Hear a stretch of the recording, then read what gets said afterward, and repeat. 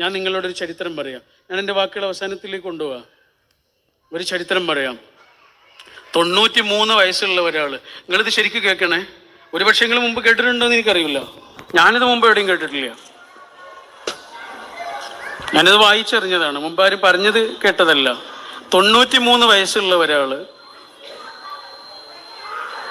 അയാളുടെ നാട്ടിൽ ഒരു യുദ്ധസമാനമായ അന്തരീക്ഷം നടക്കുന്നു. അദ്ദേഹത്തിൻ്റെ നാടിൻ്റെ കുറച്ചപ്പുറത്തുള്ളൊരു സ്ഥലത്ത് ബ്രിട്ടീഷുകാരും നാട്ടുകാരും ഒരു സംഘർഷത്തിൽ ഏർപ്പെടുക. യുദ്ധസമാനമായ അന്തരീക്ഷമാണ്. ബ്രിട്ടീഷുകാരും ജന്മിമാരും ഒരു ഭാഗത്ത്, ബ്രിട്ടീഷുകാരും പണക്കാരും ഒരു ഭാഗത്ത്, പാവപ്പെട്ടവരായ കർഷകർ ഒരു ഭാഗത്ത്. അവർ തമ്മിലാണ് യുദ്ധസമാനമായൊരു അന്തരീക്ഷം. യുദ്ധം തന്നെ പറയാം. ആ യുദ്ധത്തിലേക്ക്, ആ യുദ്ധത്തിൻ്റെ നടുക്കളത്തിലേക്ക് 93 വയസ്സുള്ള ഒരു മനുഷ്യൻ നടന്നു വരുന്നു. നിങ്ങൾ ശരിക്കും കേൾക്കണേ. 93 വയസ്സുള്ളൊരു മനുഷ്യൻ ആ യുദ്ധക്കളത്തിലേക്ക് നടന്നു വരുന്നു. അയാൾ മുഖം മറച്ചിരുന്നു. എന്തിനാ മുഖം മറിച്ചത് എന്നറിയാം? അത് അദ്ദേഹമാണ് എന്ന് ബ്രിട്ടീഷുകാർ അറിയാതിരിക്കാൻ വേണ്ടിയിട്ട്. പക്ഷെ അദ്ദേഹത്തിന് ആ യുദ്ധത്തിൽ വെച്ച് ഒരുപാട് മർദ്ദനങ്ങൾ ഏൽക്കേണ്ടി വന്നു, വെട്ടേൽക്കേണ്ടി വന്നു. അദ്ദേഹത്തിന് വലിയ മുറിവുകളൊക്കെ ഉണ്ടായി. ആ മുറിവുകൾ കാരണം പിറ്റേ വർഷം 94-ാമത്തെ വയസ്സിൽ അയാൾ മരിച്ചു പോവുകയും ചെയ്തു. കോരിത്തിരിക്കുന്നു. ആരാന്നറിയോ നിങ്ങൾക്ക്? അറിയോ? മമ്പുറത്തെ തങ്ങളുപ്പാപ്പയാണത്. അറിയോ? മമ്പുറം സയ്യിദ് അലവി മൗലദ്ദവീല എന്ന് ചരിത്രത്തിലും ഏറ്റവും പ്രിയങ്കരരായ മനുഷ്യരുടെ മനസ്സിൽ മുഴുവനും ഏറ്റവും പ്രിയങ്കരനായ തങ്ങളുപ്പാപ്പയായി ഇന്നും ജീവിച്ചുകൊണ്ടിരിക്കുന്ന ആ വലിയ മനുഷ്യനായിരുന്നു. 94-ാമത്തെ വയസ്സിൽ വഫാത്താകുന്നതിൻ്റെ കാരണം എന്തായിരുന്നു എന്നറിയാം? 93-ാമത്തെ വയസ്സിൽ കിട്ടിയ മുറിവുകൾ.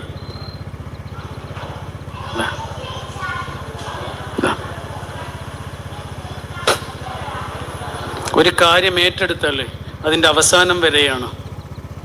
വഴിയിലിട്ടു വന്ന പരിപാടിയില്ല. അതായിരുന്നു മമ്പുറം സയ്യിദ് അലവി തങ്ങൾ. അവിടെ ഇരുന്നാൽ മതിയായിരുന്നു, പള്ളിയിൽ ഇരുന്നാൽ മതിയായിരുന്നു. യുദ്ധത്തിനൊന്നും പോകേണ്ട യാതൊരു കാര്യം ഉണ്ടായിരുന്നില്ല. അവർക്ക് എന്താണ് വേണ്ടത് അങ്ങോട്ട് ആളുകൾ എത്തിച്ചു കൊടുക്കും. എല്ലാ മതസമൂഹങ്ങളും ജാതിയും എല്ലാ ജാതിഭേദങ്ങളും, മുസ്ലിങ്ങൾ മാത്രമല്ല എല്ലാവർക്കും പ്രിയപ്പെട്ട ആളായിരുന്നു. എന്ത് വേണമെങ്കിലും പള്ളിയുടെ അകത്തെത്തുമായിരുന്നു. യുദ്ധത്തിന് ഇറങ്ങേണ്ട കാര്യമൊന്നും ഉണ്ടായിരുന്നില്ല. ആവേശം കൊടുക്കണമെങ്കിൽ കൊടുത്താൽ മതിയായിരുന്നു. എന്നിട്ട് ആ മനുഷ്യനാണ് 93-ാമത്തെ വയസ്സിൽ ചേറൂറിലേക്ക് നടന്നത്, സമരത്തിൽ പങ്കെടുത്തു. 94-ാമത്തെ വയസ്സിൽ വഫാത്താവുകയും ചെയ്തു. എന്തൊരു ജീവിതമായിരുന്നു അല്ലേ! ഒന്ന് പഠിച്ചു നോക്കുന്നുണ്ട് ആ ജീവിതം. നമ്മുടെ ചരിത്രത്തിൽ ഇത്രയും ആവേശം കൊള്ളിക്കുന്ന ഒരു വാപ്പയും മോനും ഇല്ല. മകനും ഇതേപോലെ തന്നെ. മമ്പുറം സയ്യിദ് ഫദൽ പൂക്കോയ തന്നെ എന്തായിരുന്നു എന്നറിയാം? അദ്ദേഹത്തിന്റെ ഖബറുള്ളത് കേരളത്തിലല്ല, ഇസ്തംബൂളില, തുർക്കിയിൽ. ഫസൽ പാഷ എന്നാണ് പേര്. അവിടെ തുർക്കി രാജാക്കന്മാരുടെ, ഈ റോമൻ രാജാക്കന്മാരുടെയും ഒക്കെ ഖബറുകളുള്ളൊരു സ്ഥലമുണ്ട്. ആ സ്ഥലത്തുണ്ട് ഒരു ഖബർ. ആ ഖബറിന്റെ പേരെഴുതി വെച്ചിട്ടുണ്ട് ഫസൽ പാഷ. ആരാന്നറിയാം? മമ്പുറം തങ്ങളുടെ മകൻ. ബ്രിട്ടീഷുകാർ ഇവിടുന്ന് നാട് കടത്തിയതായി, കേരളത്തിൽ നിന്ന് നാട് കടത്തിയതാ. എങ്ങോട്ട്? എങ്ങോട്ടെങ്കിലും പോയിക്കോളൂ എന്ന് പറഞ്ഞിട്ട് നാട് കടത്തിയതാ. ഹജ്ജിനാണെന്നൊക്കെ പറഞ്ഞിട്ട് വിട്ടു. പക്ഷേ പടച്ചോൻ കൈവിട്ടില്ല. ബ്രിട്ടീഷുകാർ നാട് കടത്തിയ മനുഷ്യനെ എവിടെയാണ് പൊങ്ങിയത് എന്നറിയാം? യമനിലെ രാജാവിൻ്റെ മതകാര്യ ഉപദേഷ്ടാവായിട്ടാണ് പിന്നീട് നിയോഗിക്കപ്പെടുന്നത്. മക്കയിൽ പഠിച്ച ആളാ, അതുകൊണ്ട് ഭാഷ കയ്യിലുണ്ട്. എവിടെയും താന്നു പോകേണ്ട അവസ്ഥ ഉണ്ടായിരുന്നില്ല.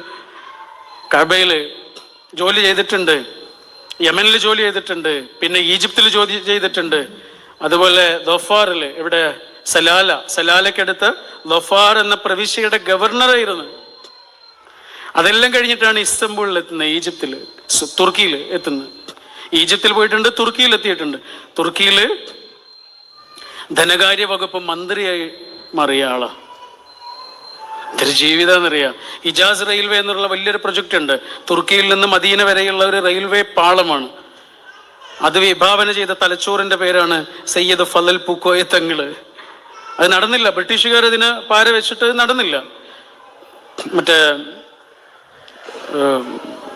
ഹംഫർ ഇല്ലേ, ഹംഫർ എന്ന ബ്രിട്ടീഷ് ചാരനില്ലേ, അദ്ദേഹമൊക്കെ ഇതിൽ ഇടപെട്ടിട്ടാണ് ഈ പദ്ധതി നടക്കാതെ പോയത്. പക്ഷെ മദീനയിൽ ഇപ്പോഴും അതിൻ്റെ റെയിൽവേ സ്റ്റേഷനുണ്ട്. അറിയോ, ഇജാസ് റെയിൽവേക്ക് വേണ്ടി ഉണ്ടാക്കി വെച്ച റെയിൽവേ സ്റ്റേഷൻ മദീന പള്ളിയുടെ തൊട്ടപ്പുറത്തിപ്പുണ്ട്.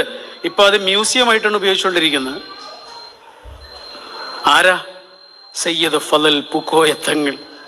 ഞാൻ പറഞ്ഞ എന്താണെന്നറിയോ, ഇവരൊന്നും ജീവിക്കുകയായിരുന്നില്ല, അർത്ഥപൂർണമായി ജീവിക്കരുത്. നമുക്കിങ്ങനെ വലിയ വലിയ മഹാന്മാരുടെ ചരിത്രമൊക്കെ പറയുന്നത് നമ്മൾ അതേപോലെ ആവാനൊന്നും അല്ല. പക്ഷെ ഉള്ളൊരു ജീവിതമല്ലേ. നമുക്ക് 2000 രൂപയുടെ നോട്ടാവാനൊന്നും കഴിയണമെന്നില്ല. 50 പൈസയായാലും മതി. പക്ഷെ കള്ളനാണയം ആവരുത് എന്നേ ഉള്ളൂ. അല്ലേ, 2000 രൂപയുടെ നോട്ടാവാനൊന്നും നമ്മളെ കൊണ്ട് പറ്റില്ല. 1 ഉറുപ്പ്യ ആയാലും മതി.